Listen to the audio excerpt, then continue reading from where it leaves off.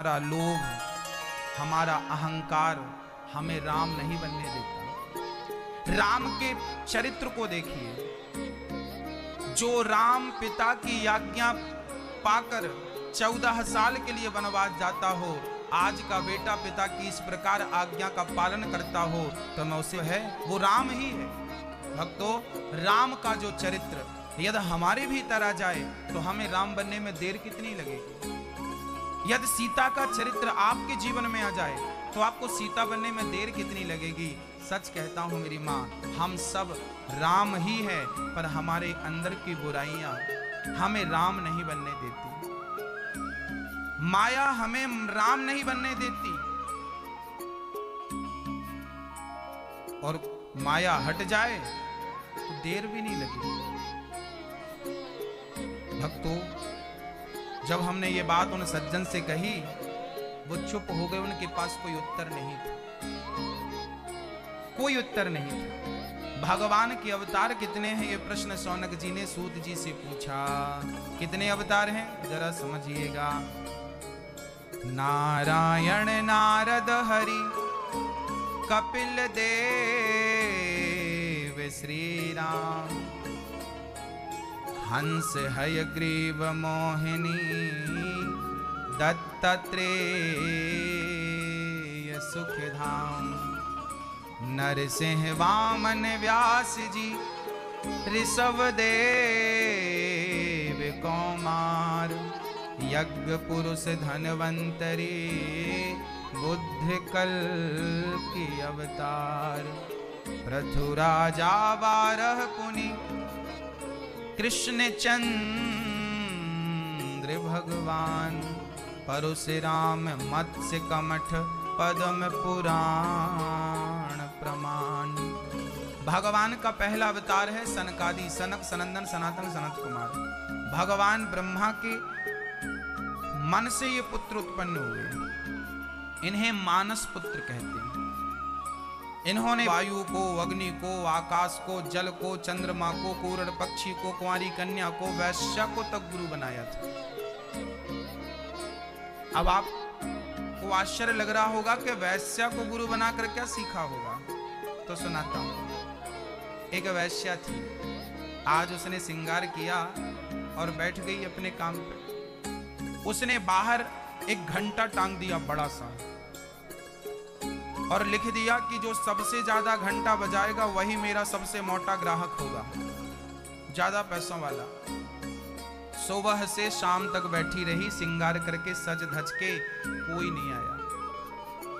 सोची कोई बात नहीं, रात को आएगा। पूरी रात गुजर गई, सुबह के 4 बज गए, अभी तक कोई नहीं आया। सुबह 4 बजे तो वहां से दत्तात्रेय जी निकले, बोले घंटा बंधा है, लगता है मंदिर है। तो वैश्या के घर को मंदिर मान करके घंटा था, तो दत्तात्रेय जी ने घंटा बजाना शुरू कर दिया। टन टन टन टन, इतने घंटे बजाए, वैश्या गिन नहीं पाई। उसे लगा मोटा ग्राहक आ रहा है, पर 1 घंटा बीत गया, अभी तक कोई नहीं आया। अब वैश्या ने बाहर निकल कर देखा तो वहां कोई नहीं। वैश्या को गिलानी हो गई कि राम राम, जितना इंतजार मैंने पुरुष का किया, यदि इतना इंतजार भगवान का कर। परमम दुखम नैरास्यम परमम सुखम। संसार के लोगों की आशा रखोगे ना तो वो दुख ही देगी, और भगवान की आशा रखोगे तो सुख मिलेगा। आशा आप श्री का स्वागत और सम्मान करें। आपके पास समय होता नहीं है, फिर भी आपने अनमोल समय निकाला है, बहुत बहुत साधुवाद आपका। भक्तों,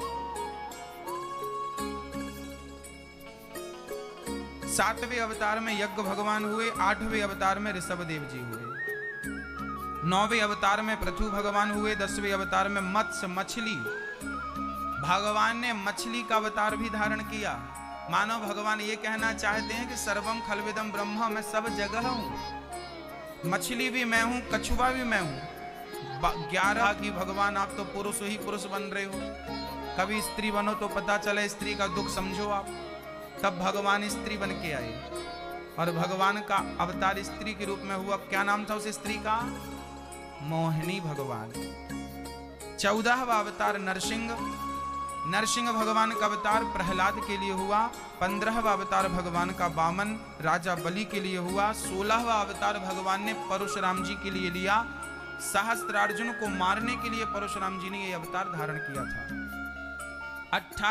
17वां अवतार वेद व्यास जी का, 18वां अवतार श्री राम जी का, 19वां अवतार बलराम जी का, 20वां अवतार श्री कृष्ण के रूप में, 21वां अवतार बुद्ध अवतार, 22वां अवतार हरि अवतार। जब ग्राह का पांव, जब हाथी का पांव, गज का पांव ग्राह ने पकड़ लिया, तब उसका हृदय शुद्ध हो जाता है। इन नामों की बड़ी महिमा है। एक बार क्या हुआ, व्यास जी महाराज मां सरस्वती नदी के पावन तट पर बैठे थे। आपने 17 पुराण लिख दिए पर शांति बिलस है, आपकी उदासी का हेतु तो बताइए। तब व्यास जी ने कहा, महाराज हमने 17 पुराण लिख दिए पर हमें शांति नहीं मिल रही है, क्या करें हम। तब नारद जी ने कहा कि आपने अभी तक भगवान की मधुर मधुर बाल लीलाओं का निरूपण नहीं किया, इसलिए आपको शांति नहीं मिल रही है। आप बाल लीलाओं का निरूपण कीजिए। तब भागवत की रचना वेद व्यास ने की नारद जी के कहने पर। नारद जी बोले, पिछले जन्म में हम दासी पुत्र थे। भक्तों, इस प्रकार नारद जी ने अपनी निश्चित रूप से पूर्व जन्म की चर्चा सुनाई। व्यास जी ने भागवत की रचना की। अच्छा, भागवत शुरू कहां से हुई? महाभारत के युद्ध से। आइए चलते हैं अब हम महाभारत की कथा की ओर। भक्तों, महाभारत का जो युद्ध था ना, ये 2 पक्षों में हुआ था, कौरव और पांडव। पांडव थे 5, कौरव थे 100। 100 जो थे ना, वो ज्यादा पावरफुल थे। पांडवों के पास ना कोई नहीं था विशेष रूप से। भैया जी, पांडवों के पास ना शक्ति ज्यादा नहीं थी। और अर्जुन को यदि अहंकार था ना कि मेरे पास गांडीव है, तो अर्जुन के गांडीव में ऐसे बाण नहीं थे, उनके तरकस में ऐसे बाण नहीं थे जो दानवीर कर्ण को मार सके। अर्जुन के गांडीव में इतनी ताकत नहीं थी कि वो गुरु द्रोणाचार्य को मार सके। अर्जुन के गांडीव में इतनी ताकत नहीं थी कि वो पितामह भीष्म की छाती को छलनी कर सके। इतनी ताकत अर्जुन में नहीं थी। परंतु अर्जुन की ताकत कौन बने? अर्जुन का बल कौन बना? निर्बल केवल राम सुनेरी मैंने, निर्बल केवल राम। भक्तों, जैसे अर्जुन ने अपनी गाड़ी की डोर अर्जुन ने कृष्ण को पकड़ा दी, हम कहते हैं जीत उनकी ही होगी जिनकी गाड़ी स्वयं कृष्ण चला रहे हो। जिनकी गाड़ी स्वयं से चलेगा, जो होना है वो होके रहेगा, जो नहीं होना वो कभी नहीं होगा। अर्जुन ने महाभारत में अपने जीवन की गाड़ी श्री कृष्ण को दे दी। प्रभु चाहे तो पार लगा दो, चाहे तो डुबा दो, मर्जी आपकी। आपको अर्जुन बनना पड़ेगा, और अर्जुन बनना सार्थक तब होगा जब आपका सारथी श्री कृष्ण बन जाए। और अगर छुट्टी पे है हमारी गाड़ी, 2-4 दिन आप ड्राइव कर दीजिए, चलाइए, हमारे ड्राइवर बन जाइए आप, तो क्या वो साहब तैयार होंगे आपकी गाड़ी चलाने? नहीं साहब, हमारे 10-10 ड्राइवर लगे, हम तुम्हारी गाड़ी चलाएंगे? हमें जानते नहीं हम कौन? पागल हो, दिमाग खराब हो गया तुम्हारा? ऐसा जवाब आएगा। पर धन्य है भक्तों भगवान के परम भक्त, धन्य है वो कृष्ण और धन्य थे वो अर्जुन। सोचिए कि जयपुर के सबसे अमीर आदमी से कहा जाए कि तुम हमारी गाड़ी चलाओ, कभी नहीं चलाएगा। पर अखिल ब्रह्मांड नायक, अखिल परमात्मा, जो परमात्मा सृष्टि को अपने इशारों पे नचाता है, जिसके रोम रोम में अनेक ब्रह्मांड लटक रहे हों, ब्रह्मांड निकाया निर्मित माया रोम रोम प्रतिवेद कहे, जिसके रोम रोम में हजारों ब्रह्मांड लटक रहे हों, वो अखिल ब्रह्मांड नायक आज अर्जुन की गाड़ी चला रहा है। भक्तों, वो भक्तों की चाकरी भी करता है, सारा काम भगवान स्वयं करते हैं अपने भक्तों का। अर्जुन की गाड़ी भगवान ने चलाई, अर्जुन को विजय प्राप्त करा दी। महाभारत में 99 कौरव मारे जा चुके थे, 99 कौरव मारे जा चुके थे। एक बचा था, नाम था दुर्योधन। पर दुर्योधन की जांघ भी भीम भैया ने गदा के प्रहार से तोड़ दी। अर्जुन, अब दुर्योधन मरने को तड़प रहा था कि मृत्यु आ जाती तो मैं मर जाता। मृत्यु तो नहीं आई। अश्वत्थामा आ गया। अश्वत्थामा ने कहा, दुर्योधन मैं क्या मदद करूं, आपकी क्या सेवा करूं? दुर्योधन ने कहा कि मेरी आखिरी इच्छा है कि मैं पांडवों को मरा हुआ देखूं, क्या तुम उन्हें मार सकते हो? जरूर मार सकता हूं। आधी रात को अश्वत्थामा पांडवों को मारने चल पड़े। अच्छा, भूल गए थे अश्वत्थामा जी के जिनके रक्षक भगवान हो, उन्हें आप क्या मारेंगे? कि जिसने तेरा नाम लिया उसके जागे भाग, सोते हुए जीवन से अब तो प्राण जाग। कम है जिंदगी कर लो बंदगी, प्रभु का हाथ हो तो मौत भी न मारते। मन में बसा कर तेरी मूर्ति, उतारूं मैं गिरधर, मेरा तो श्याम से नाता है। जीवन की गाड़ी मेरी, जीवन की। अच्छा बताओ, आपकी गाड़ी कौन चला रहा है? आप खुद चला रहे हैं? यदि आप खुद चलाएंगे ना तो आपको टेंशन होगी। कई लोग ना बड़ी चिंता में रहते हैं, बड़ी टेंशन। आप लोग ना सोचते ज्यादा, टेंशन इसलिए होती है। कल हमने बताया था कि अर्जुन को पता लगा कि हमें पितामह भीष्म मार डालेंगे, तो अर्जुन तो सो रहे थे। कन्हैया ने कहा, अर्जुन तुम्हें पता नहीं है कल तुम्हें मरना है। अच्छा, महाभारत में एक घटना घट गई थी। क्या? महाभारत में एक घटना घट गई कि अभिमन्यु की मृत्यु हो गई। और जब ये समाचार अर्जुन ने सुना कि अभिमन्यु मारा गया, तो अर्जुन ने हाथ में जल लेके प्रतिज्ञा कर ली कि कल के युद्ध में मैं जयद्रथ को छोड़ूंगा नहीं, क्योंकि अभिमन्यु को मारने में सबसे बड़ा हाथ जयद्रथ का। और ये वही जयद्रथ था जो अभिमन्यु के मर जाने पर भी उसके मरे हुए सिर पर इसने लात मारी थी। ये वही जयद्रथ था। अर्जुन ने हाथ में जल लेकर प्रतिज्ञा कर ली कि कल के युद्ध में मैं जयद्रथ को। जब ये बात कृष्ण को पता चली तो कृष्ण ने डांटा, अर्जुन प्रतिज्ञा लेने के पहले सोचना चाहिए ना, जयद्रथ को मारना संभव नहीं है। अर्जुन बोले, प्रभु मैं कुछ नहीं जानता, अब सब कुछ आपको करना, सब कुछ आपको करना। अच्छा, आप थोड़ा सा ये हमें बता दीजिए कि भगवान पक्षपाती हैं या नहीं? आप या ना? आप बताइए दादाजी। नहीं, आप कह रहे हैं भगवान पक्षपाती नहीं है, इसका मतलब आप हमारे भगवान को ठीक ठीक से जानते नहीं। आज हम आपको बताएंगे पक्षपाती कोई है ही नहीं। जैसे माँ हमेशा अपने बच्चों का पक्ष लेती है, ऐसे भगवान सदा अपने भक्तों का पक्ष लेता है।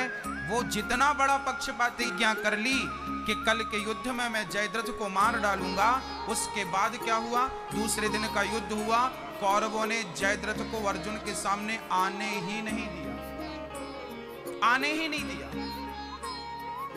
शाम होने को आई, सूर्य अस्त होने में केवल 2 घंटे बाकी थे और अर्जुन जयद्रथ तक पहुंच पाए संभव नहीं था। 2 घंटे में अब तो नहीं पहुंच पाएगा।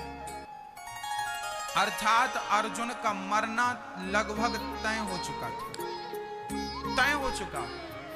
पर जिसके रक्षक भगवान होना, वो कैसे बचता है वो जरा समझिए। तब भगवान ने क्या किया था? भगवान ने माया को बुलाया, माया आओ और काम पे लग जाओ। जाओ सूर्य को ऐसा ढक दो, ऐसा ढक दो कि लगने लगे कि सूर्य अस्त हो गया। बादलों ने सूर्य भगवान को ऐसे ढका कि सबको क्या लगा कि शाम हो गई, सूर्य अस्त हो गया। शंखनाद हो गया, भाई युद्ध विश्राम किया जाए, सूर्य अस्त हो गया। युद्ध रोका गया। दुर्योधन ने जल्दी चिता बनाई, अर्जुन तूने प्रतिज्ञा ली थी जयद्रथ नहीं मरा तो मर जाऊंगा, वो तो नहीं मरा, अब तू मर। गांडीव रख के कुंती माँ को, युधिष्ठिर को, कृष्ण को प्रणाम किया। अर्जुन ने कहा कन्हैया आखिरी प्रणाम स्वीकार करो। प्रतिज्ञा थी कि मैं जयद्रथ को मारूंगा नहीं तो अग्नि में जल जाऊंगा। मैं अग्नि में जलने जा रहा हूं। कि जयद्रथ को लगा कि अब तो सूर्यास्त हो गया, अब तो युद्ध होगा नहीं, चलो हम भी देखें तमाशा। अर्जुन मर रहा है, हम भी तो उसकी मौत देखें, दुश्मन है हमारा। तमाशा देखने आ गया। ये भी सारी सिक्योरिटी तोड़ता हुआ और दौड़ा दौड़ा जयद्रथ आया और अर्जुन के सामने खड़ा हो गया, हंसने लगा। लो हमें मारने चला था, खुद मरने लगा। अब भगवान को इसी पल का इंतजार था कि ये सामने आकर खड़ा हो जाए। तब भगवान ने क्या किया? भगवान ने माया से कहा बादलों से, चलो भाई काम हो गया आपका, आने दो सूर्य भगवान को। और जैसी माया ने पर्दा हटाया तो सूर्य की किरण आई। तब कृष्ण ने कहा अर्जुन उठाओ गांडीव, अभी सूर्य अस्त नहीं हुआ, अभी सूर्य अस्त होने में 30 मिनट आधा घंटा बाकी है। उठाओ अपना गांडीव। और उठाकर सामने खड़ा है दुश्मन, इसका सिर काटो, पर शर्त यह है कि इसे मारने वाला भी मर जाएगा। अगर इसके पिता की गोद में गिर जाएगा तो ये बाप बेटे मर जाएंगे। अब अर्जुन ने गांडी उठाया, बाण चलाया और अर्जुन के बाण में इतनी ताकत नहीं थी कि उसका सिर ले जाकर उसके पिता की जो हजारों किलोमीटर दूर बैठा था वहां गिर सके। तब भगवान ने इनडायरेक्ट अपना सुदर्शन नियुक्त किया और अर्जुन ने बाण चलाया, सिर कटा और भगवान के सुदर्शन ने ले जाके वो सिर ले जाकर उसके पिता की गोद में डाला तो जयद्रथ के पिता और जयद्रथ मारा गया। भगवान ने भक्त की रक्षा कर ली। बोलिए भक्त। ये महाभारत की कथा भक्त के लिए। अब बताओ आप कन्हैया को कहेंगे कि ये पक्षपाती नहीं है? एक नंबर के पक्षपाती हैं। ये भगत के लिए दिन को रात भी कर सकते हैं। आप उनके बन के तो देखो, वो आपके लिए सब, वो सारा काम करेंगे आपका। एक बार कहो तो कि प्रभु मैं तेरा हूं और तू मेरा है। 4 मुट्ठी चावल कांख में दबे थे, शरीर पे कितने कपड़े थे, फटे पुराने कपड़े पहनकर सुदामा द्वारिका पहुंचे। और धन्य है द्वारिकाधीश के ऐसे दीनहीन दुखी भक्तों को भी भगवान खार दी। ये प्रेम का मूल्य था। प्रेम किया था द्रौपदी ने तो क्या हुआ? भरी सभा में दुशासन ने साड़ी खींची।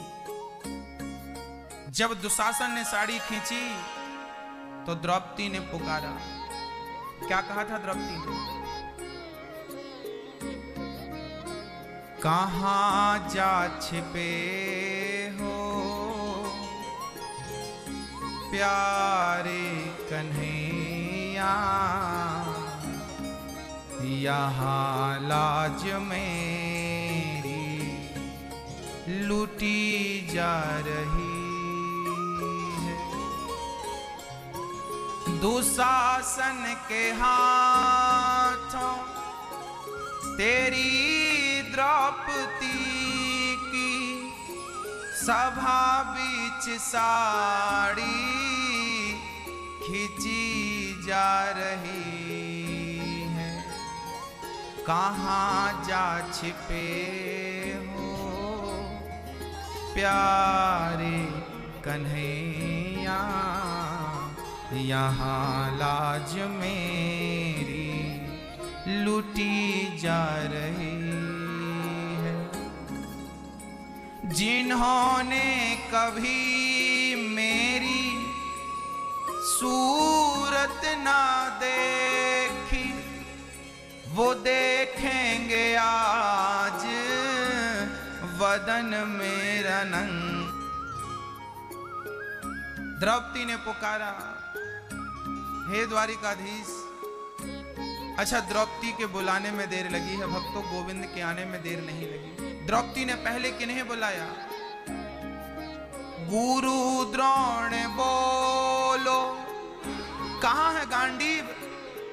अर्जुन ने सिर झुका लिया। भीम, कहां है 10,000 हाथियों का बल? भीम ने सिर झुका लिया। युधिष्ठिर, कहां है तुम्हारे धर्म की ध्वजा? कहते हैं जहां धर्मराज युधिष्ठिर होते हैं वहां अधर्म नहीं होता। क्या ये अधर्म नहीं है? सब चुप हो गए। गुरु द्रोणाचार्य जी, आप तो बोलिए, आप तो गुरु हैं, सबका बोध है आपको, आपके सामने किसी बेटी की इज्जत लुट रही है, और क्या मजाल के आपके होते अधर्म हो जाए। ये दुशासन में इतनी ताकत कहां कि आपके एक बाण का सामना कर सके। पितामह साइलेंट, कुछ बोले नहीं। तब द्रौपदी ने जान लिया कि ये सभा लगी जरूर है, यहां पंचायत बैठी जरूर है, यहां पंच भी है, यहां सभा भी है, पर इस सभा में सब पंचों के बीच में न्याय नहीं। दुनिया की सबसे पहली पंचायत थी जहां पंच पांचों थे, सभा पूरी थी, पर न्याय नहीं था। जब द्रौपदी को लगा कि अब मेरे पांचों पति मेरी रक्षा नहीं कर सकते, गुरु द्रोणाचार्य, पितामह भीष्म मेरी रक्षा नहीं कर सकते, अपमान हो रहा था, दानवीर कर्ण बोल रहा था, द्रौपदी रोती क्यों है? अरे तेरे तो 5 पति हैं, जैसे 5 वैसा छठवा मुझे भी अपना। वस्त्र खींचे जाने लगे, निर्वस्त्र कहा दुर्योधन ने, दुशासन उतार दो सारे वस्त्र। और जब द्रौपदी ने सुना कि मेरे वस्त्र उतारना चाह रहे हैं, तब दोनों हाथ उठाकर कह दिया, आओ कन्हैया, आओ मुरारी, ये तुमको पुकारे। ये अश्वत्थामा चल पड़े पांडवों को मारने। पांडव सो रहे थे, भगवान ने उठाया, अर्जुन उठो, उठाकर दूसरे शिविर में सुला दिया। संयोग देखना कि वहां द्रौपदी के 5 बच्चे आकर सो गए। द्रौपदी के 5 बच्चे आकर सो गए। उन 5 बच्चों को अश्वत्थामा ने पांडव मानकर उन 5 बच्चों का सिर काट दिया। द्रौपदी के 5 बच्चे आकर सो गए। अश्वत्थामा को लगा कि पांडव है, 5 बच्चों का सिर काट दिया। अश्वत्थामा को लगा ये पांडव है। अब वो 5 सिर ले जाकर दुर्योधन को दिखाया, देख दुर्योधन, मैंने पांडवों को मार डाला। दुर्योधन ने कहा कि मित्र अश्वत्थामा, इन 5 में जो भीम का सिर है वो मुझे लाकर दे दो। भीम का सिर लिया और दुर्योधन ने उसे कस के दबाया, क्योंकि ना बहुत घृणा करता था ना दुर्योधन। मैं इसका सिर दबाऊंगा, और सिर दबाने के लिए जैसे ही मसला, वो सिर बहुत आसानी से चूर चूर हो गया। दुर्योधन समझ गया, मित्र ये पांडव नहीं है। ध्यान से देखा, ये पांडव नहीं, पांडव पुत्र थे। दुर्योधन रोने लगा, मित्र क्या किया आपने? हमारा वंश नष्ट कर दिया, आपने हमारा वंश समाप्त कर दिया। ये पांडव नहीं, ये पांडव पुत्र है। भक्तों, आज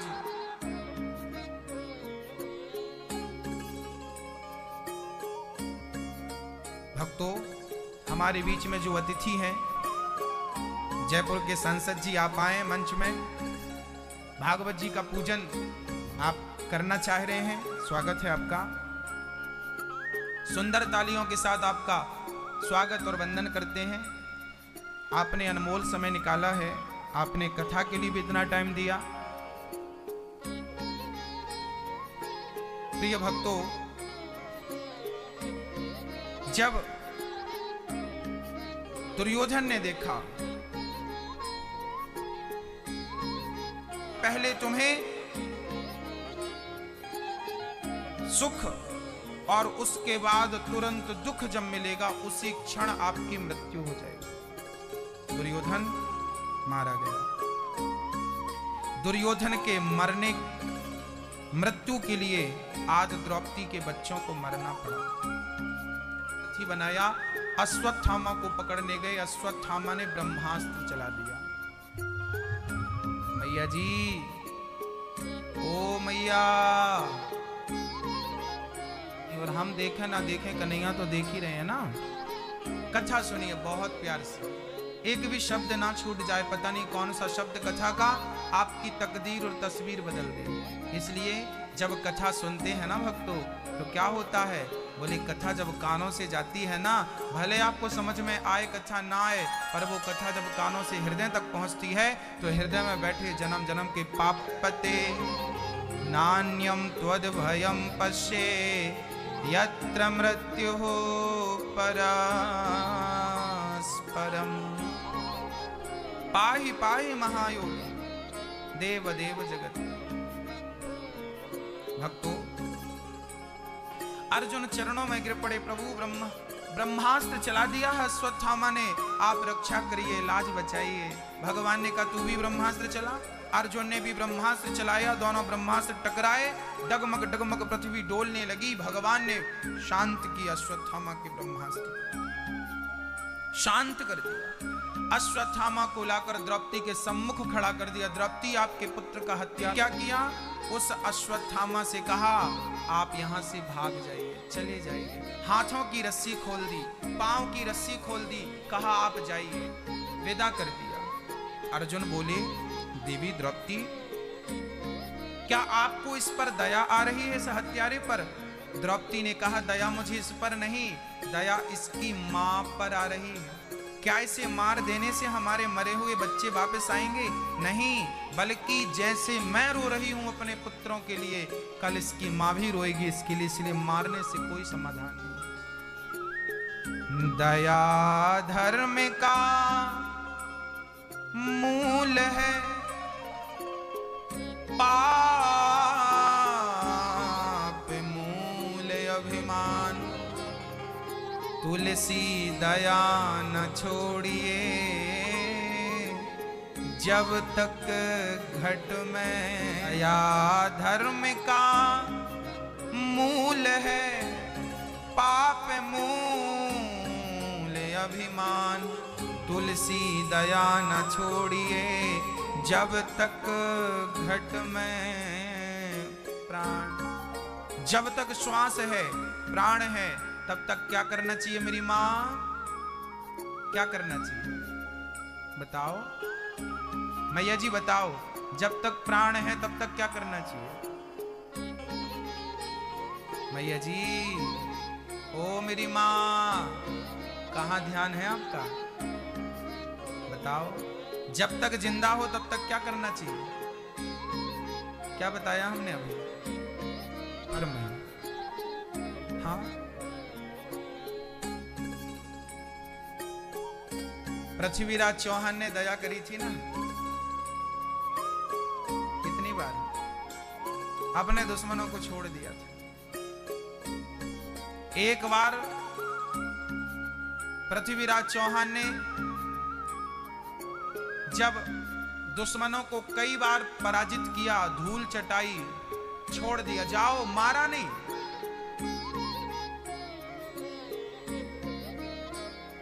सुल्तान को कई बार धूल चटाई पृथ्वीराज चौहान ने, कई बार धूल चटाई, आखिरी में छोड़ दिया। चलो, हमारे भारत में दया करने का लिखा है, हम दयालु लोग हैं, मारते नहीं। एक बार धोखे से उसने चौहान साहब को पकड़ लिया, एक बार पकड़ा। पृथ्वीराज चौहान ने कहा मैंने तुझे कई बार छोड़ा है, तू मुझे एक बार छोड़। उसने कहा हमारे यहां छोड़ने की विधा नहीं है। क्या किया? आंख फोड़ दी। पृथ्वीराज चौहान की आंखें फोड़ दी और आज कहा कि मैंने सुना है तेरे पास शब्द भेदी बाण है, जरा हमें चलाकर दिखाओ। उनके मंत्री जी भी वहां थे, वो भी पकड़े गए थे, चंद्रवरदाई। जब पृथ्वीराज चौहान को धनुष और बाण दिया गया, कहा गया कि तू शब्द भेदी बाण चला, तब कहा था, इतिहास गवाह है, तब चंद्रवरदाई ने कहा था 4 बांस 24 गज, बिना इंची टेप के नाप लिया आंखों से। 4 बांस 24 गज, अंगुल अंगुल तक नाप लिया। इतने अंगुल पे दुश्मन बैठा है, इतनी दूरी है, इतनी अंगुल, इतनी ऊंचाई, लंबाई गुणे चौड़ाई गुणे ऊंचाई सब नाप लिया। और उसी दिशा, तुलसी दया ना छोड़िए जब तक घट में प्राण। दया करिए भक्तों, दया की गई। द्रौपदी ने कहा छोड़ दो, भीम भैया ने कहा मैं छोड़ने वाला नहीं। भगवान से पूछा प्रभु क्या करें? तब कन्हैया ने कहा कि ब्रह्म बंधुर न हंतव्य आई बधारण मयैवो भयमाम्नातं परिपाहेनुशासनम। ब्राह्मण को कभी मारो मत और आतताई को कभी छोड़ो मत। इसे मार भी दो, छोड़ भी दो। उसके गले सिर पे मणि थी, अश्वत्थामा के मणि निकालकर धक्का देकर निकाल दिया। उसके भीतर प्रतिशोध की ज्वाला जलने लगी। उत्तरा के गर्भ को नष्ट करने के लिए अश्वत्थामा ने ब्रह्मास्त्र चला दिया। हाँ,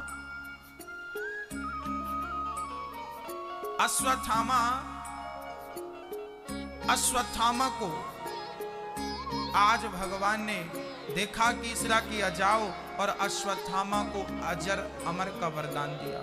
तुम्हें जो घाव अभी है सिर पर, मणि निकालने का जो घाव सिर पर है, ये घाव जीवन में कभी भरेगा नहीं, तुम अमर हो जाओ। आज से है वैसे बनी रही। अब सोचिए, किसी के शरीर में बड़ा दर्द हो और उसे कह दिया जाए तुम अमर हो जाओ, तो उस दर्द के साथ वो अमर होगा तो वो घुट घुट के मरने वाली बात होगी कि नहीं? ये वरदान दिया था भगवान ने, तुम अमर हो। क्यों वरदान दिया? क्योंकि तुमने गर्भ के बच्चे को मारना चाहा। अश्वत्थामा ने पेट के बच्चे को, जो गर्भ में था, याद रखना मेरी माँ, जो गर्भ हत्या लोग करते हैं, भ्रूण हत्या लोग करते हैं, इसका बहुत जघन्य पाप होता और इसका परिणाम भोगना पड़ता। अश्वत्थामा ने यही पाप किया था कि गर्भ के बालक को मारना चाहा था। भगवान ने ये सजा दी। विभीषण जी, कृपाचार्य जी, परशुराम जी और 8वें हैं मार्कंडेय जी, ये लोग आज भी जीवित हैं, ऐसा शास्त्रों ने हमें कहा। भक्तों, आज भगवान द्वारिका जाने की तैयारी कर रहे थे, तभी कुंती बुआ सामने आ गई। कृष्णाय वासुदेवाय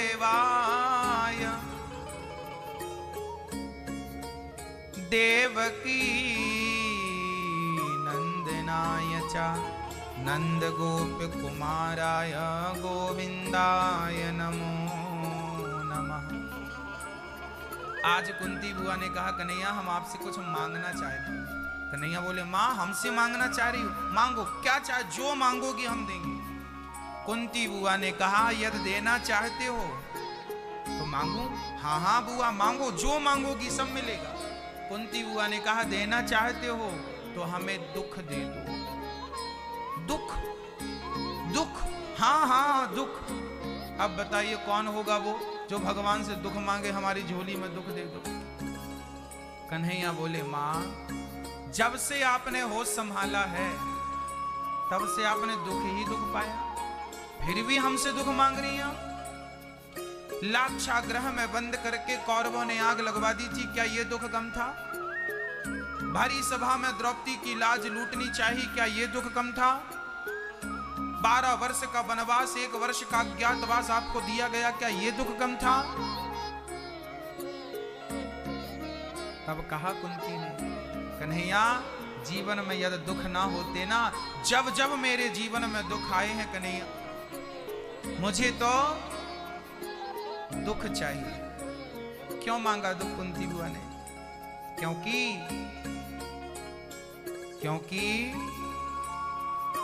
दुख में सुमिरन सब करें, सुख में करें न कोई।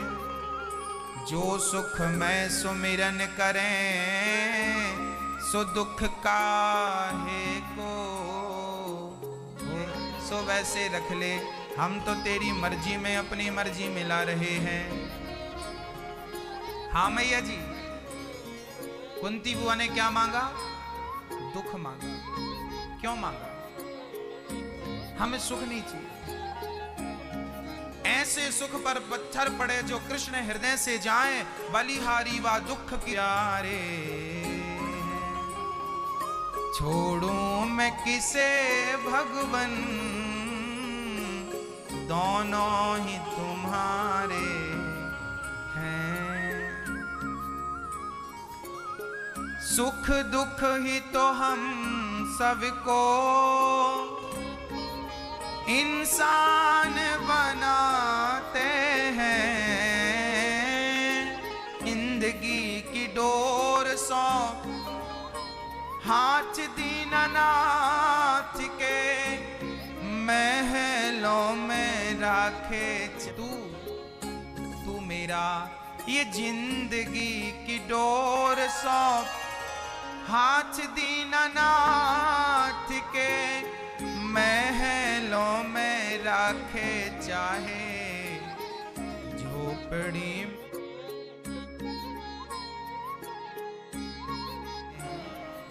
अब आप फूलों में रखो या कांटों में, जैसी मर्जी आपकी वैसा रख लो। हम आपके बन गए हैं, अब आपके हो गए हैं, अब आप देख लीजिए हमें किस भांति रखना।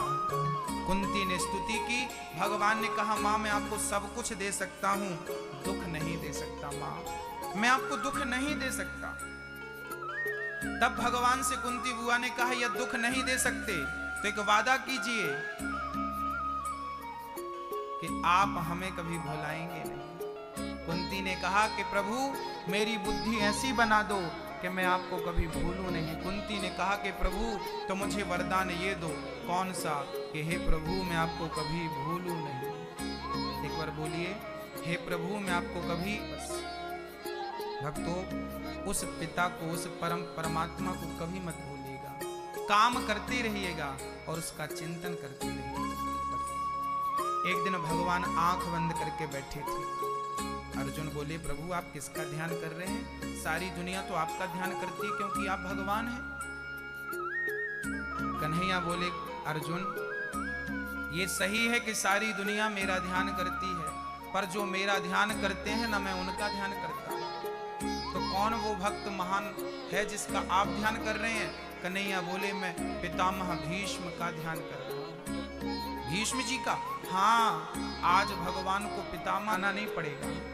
यदि प्रेम है, जटायु ने सीता मां की रक्षा के लिए रावण से पंगा लिया, रावण ने जटायु के पंख काट दिए। जटायु राम राम कहता जमीन पे गिर पड़ा। किसी ने कहा जटायु क्या तुम्हें पता नहीं था कि रावण से पंगा लोगे तो परिणाम यही होगा? पंख काट दिए। अब बोलो नहीं है तो प्रेम करिए, जहां खड़े होकर उसे प्रेम से पुकारेंगे आपको जाना नहीं पड़ेगा, वो खुद चलकर आपके पास आएगा।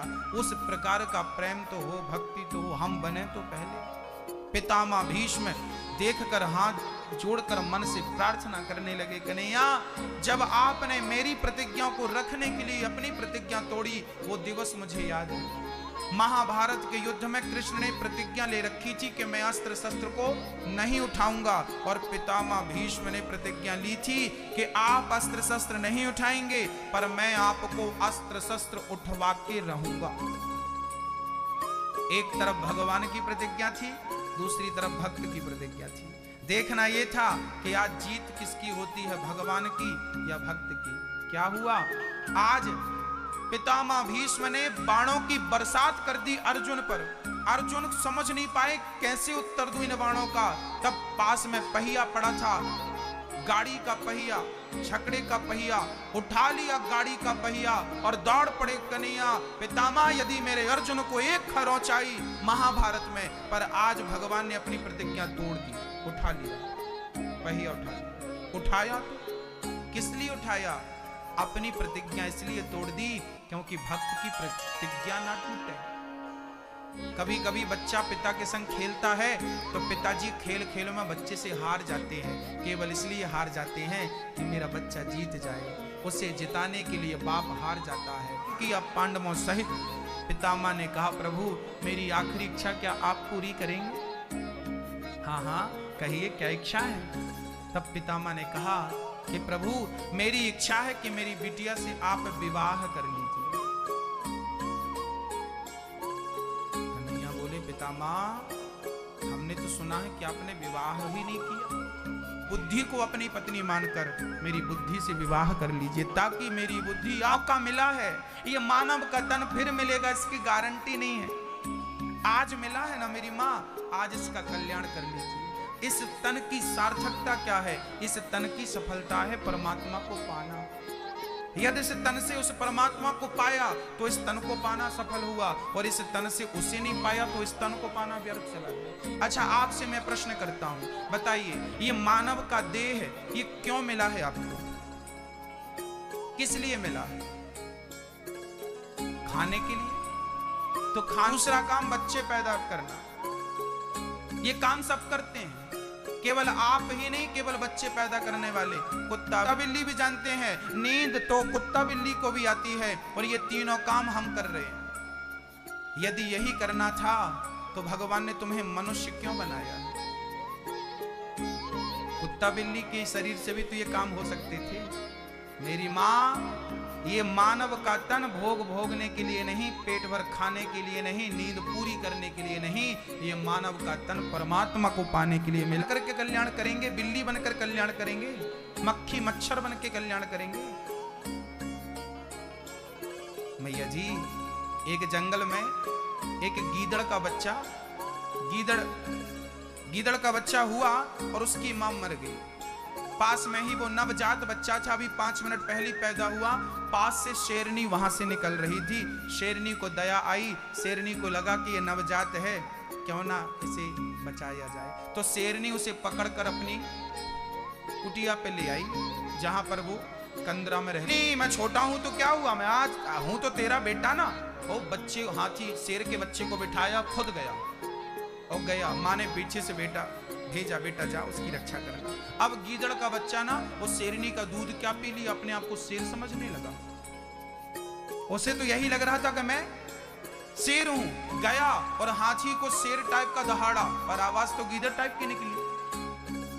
हाथी को लगा ये क्या हो रहा है, ये गीदड़ मुझे धमका रहा है। हाथी गया, सूंड से उठाकर और धड़ाम से पटक दिया। नस नस ढीली हो गई, लंगड़ाता हुआ आया। शेर का बच्चा हंसने लगा। मां मना किया था इसको, माना नहीं। तब गीदड़ का बच्चा रोते हुए अपनी मां से कहता है, मां क्या मैं कभी हाथी को पराजित नहीं कर सकता? क्या ये कर सकता? इसने कर दिया। शेर के बच्चे ने हाथी को दहाड़ा, झपट्टा मारा, हाथी भाग गया। गीदड़ ने झपट्टा मारा तो पिट के आ गया। तो गीदड़ के बच्चे ने कहा, मां क्या मैं शेर से, क्या मैं हाथी से कभी जीत नहीं सकता? कभी हाथी का शिकार नहीं कर सकता? ऐसे 84 लाख योनियों में किसी भी शरीर से परमात्मा को नहीं पाया जा सकता। यदि पाया जा सकता है तो केवल मानव के तन से।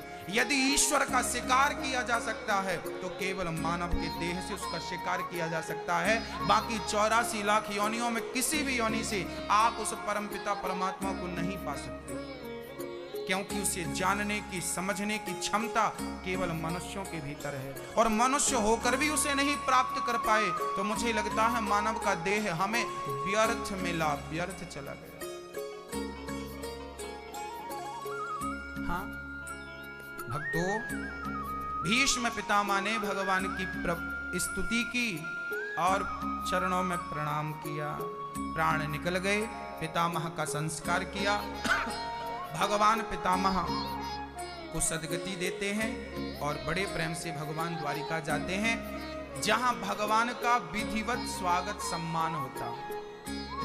भगवान गए हैं, परीक्षित का जन्म हुआ है और परीक्षित ने कलयुग में जैसे ही भगवान 125 वर्ष की लीला पूरी करके धराधाम छोड़ कर गए, कलयुग आ गया और कलयुग के आते ही अत्याचार बढ़ गया। एक दिन एक गाय और बछड़े को काला सादमी पांव से पाद प्रहार कर रहा था। परीक्षित को लगा कौन है भाई, पूछो तो सही। परीक्षित ने कहा, भाई को भगवान आप कौन हैं?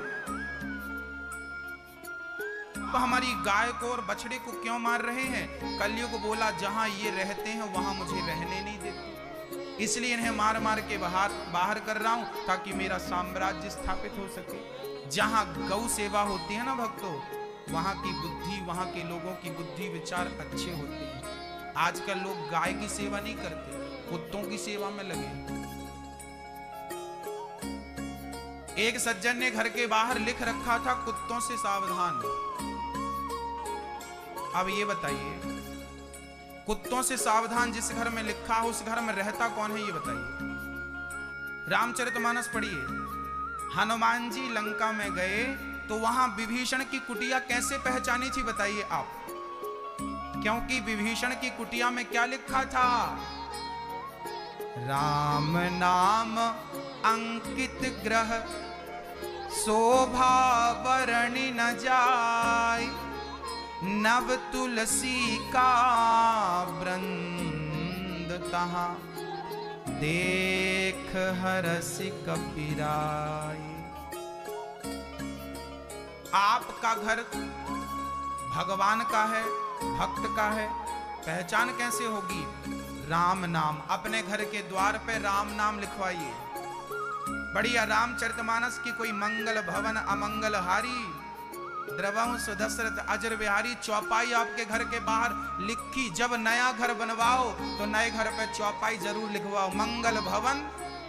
ये किसका भवन है?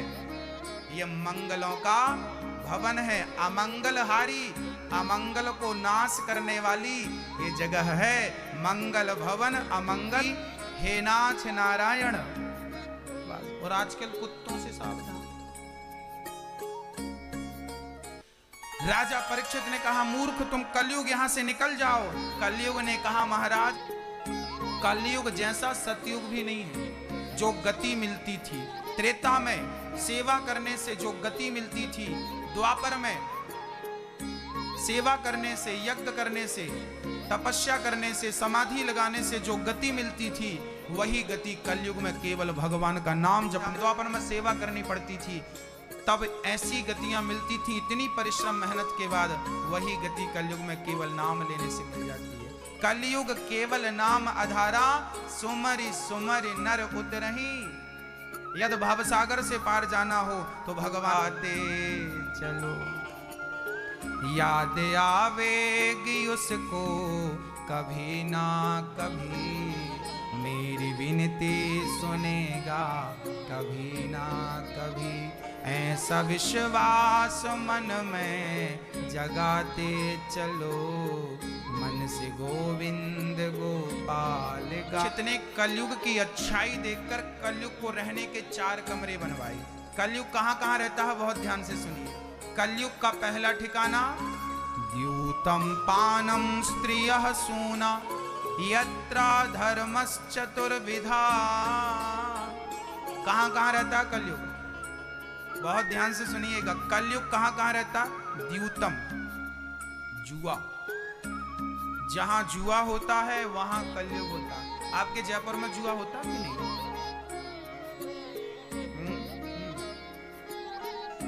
नहीं खेलते यहाँ के लोग? अच्छा, सबसे ज्यादा जुआ कौन खेलता है? बूढ़े बूढ़े लोग, एक्सपायरी डेट वाले।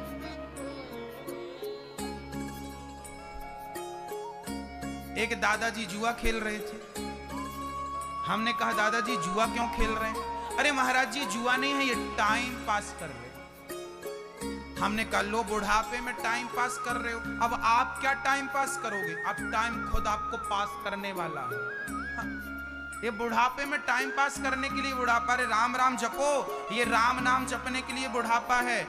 मौका मिला है जप लो, बाद में चाहोगे जपना तो जप नहीं पाओगे। जुआ खेल रहे हैं। बच्चा में बिठा के रामचरितमानस पढ़ते थे, बच्चा सुन। शराब आपके यहाँ पीते कि नहीं लोग जयपुर में? हमने सुना आजकल माताएं भी पीने लगी हैं। सुना है, पर यहां जयपुर में थोड़ी पीती होंगी। आजकल के ना युवा, हमारी बहनें बहुत सारी तो अच्छी हैं, पर बहुत सारी बहनें पीती हैं, शराब पीती हैं। कल द्यूतम पानम, शराब मत पीजिएगा। अच्छा, शराब पीने वाला ना सबसे बड़ा धोखेबाज होता है। आजकल तो नौजवान भाई लोग ना ये पीते नहीं है, इनको शौक नहीं है, पर कभी कभी माँ बोली, क्यों रे तूने शराब पी रखी है? माँ के गाल में एक थप्पड़ जमाया। तू कौन होती है बोलने वाली? इंसान को शराब शैतान बना देती है। भक्तों, आज आप एक प्याला पी रहे हैं ना, और मैं आपको निवेदन कर दूं कि शराब पीने वालों, आप एक बार शराब पीते हैं, उसके बाद आप इन सब की जिम्मेदार शराब भी है। इसलिए शराब को सजा मिलनी चाहिए। हमारी केंद्र सरकार से प्रार्थना है कि शराब को बंद कर देना चाहिए, भारत में बैन कर देना चाहिए। यदि अच्छे भारत की आप कामना करते हैं तो शराब का होना जरूरी नहीं है। शराब रहेगी तो आपके बच्चे बिगड़ते ही रहेंगे। आप कितना कब तक घर में बंद करेंगे, कब तक बोलेंगे उन्हें?